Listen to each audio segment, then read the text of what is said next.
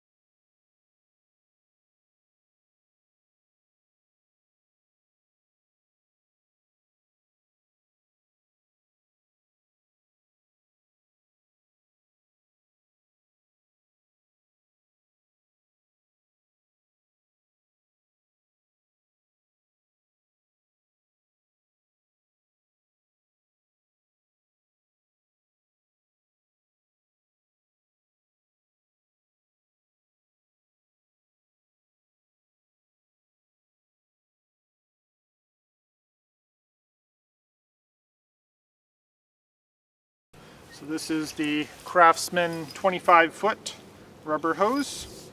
I just got this one last year, and it's very nice for hooking up to a faucet on the side of your house, just something short that you can use to spray off things, wash things off with. Probably a little bit too short for washing the car or something like that, where you need to drag it around. You know, 50-foot would be better for that. But for washing off tools or boots or just small things.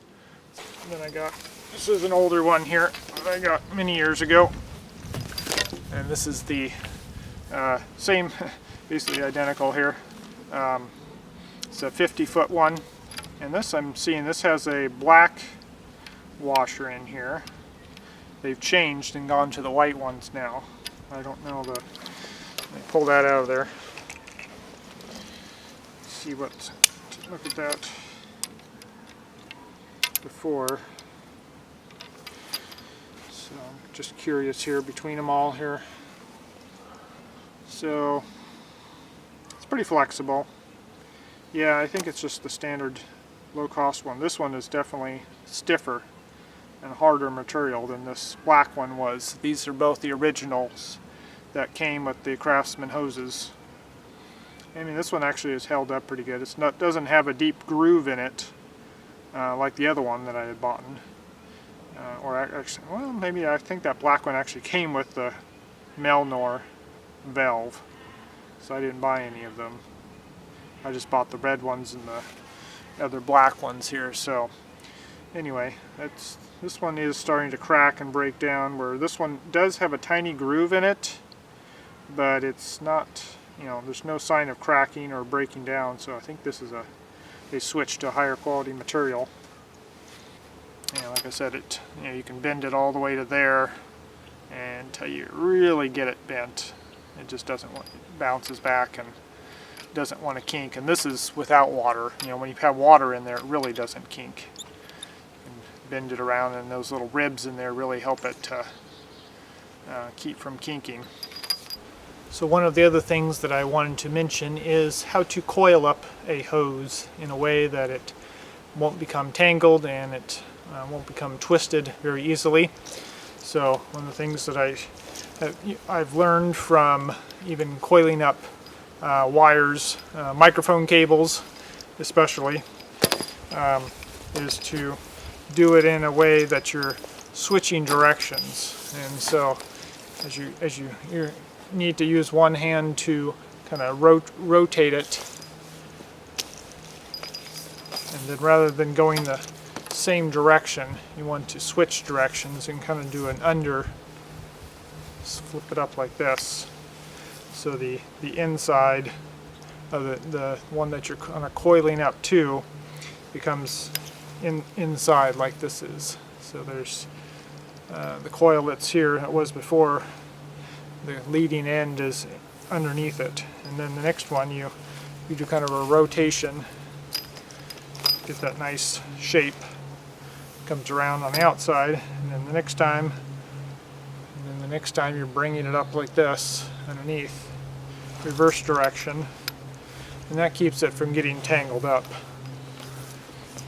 So this is just the 25 one demonstrating with, but when you get a lot bigger hoses like the 50-foot or even a 75, I have a couple 75s now. Those are very nice. And so you need to coil them up in a way that they're not going to get all twisted, and you have to keep this twist going on the whole time. This way they're nicely coiled, and then you can throw it out very nicely. And they goes completely straight and doesn't get tangled up. So it's basically getting, when you get this long thing, they tend to have to keep rotating the whole hose, where when you coil it up with the backwards coil and a forwards, it kind of goes back and forth, and it never has to keep the hose rotating the whole time. So forward, backwards, forwards, and that creates a nice coil. Anyway, so if you are in the market for a good hose, I highly recommend the Craftsman rubber hoses. I am not sponsored by them, nor have they given me anything for free, so I bought all these hoses all with my own money. not affiliated with them at all. So anyway, this is kind of my honest opinion, doing a lot of research and recommendations from others. And I also noticed that John Kohler over at growingyourgreens.com, he also recommends the Craftsman rubber hoses as his favorite hose, and I definitely agree. I've looked at all the different hoses in the store. Every time I go in there, I like check over all the hoses, and it's like, yeah, the Craftsman rubber ones are definitely the best ones out there, and they're not overly expensive either. They're lower cost actually than the other cheap rubber, high quality, whatever I want to say. The other rubber hose that I had purchased, that one was more expensive. I think that one was like $35 or something like that, maybe $40 for a 50-foot hose.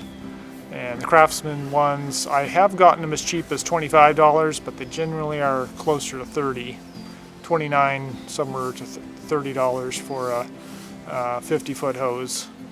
75s are, I think, $45. I think I paid $45 for the 75 footers. But anyway, that's fairly reasonable for what you're getting, something that will last a very long time. And obviously don't leave them out in all winter long outside.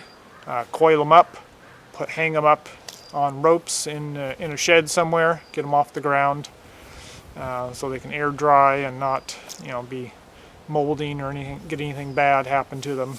Protect them. Don't try not to leave them out in the sun if you're just from carelessness. If you need to leave them out there for a week or two, that's fine, but try to take care of them. But they should last you a very long time regardless.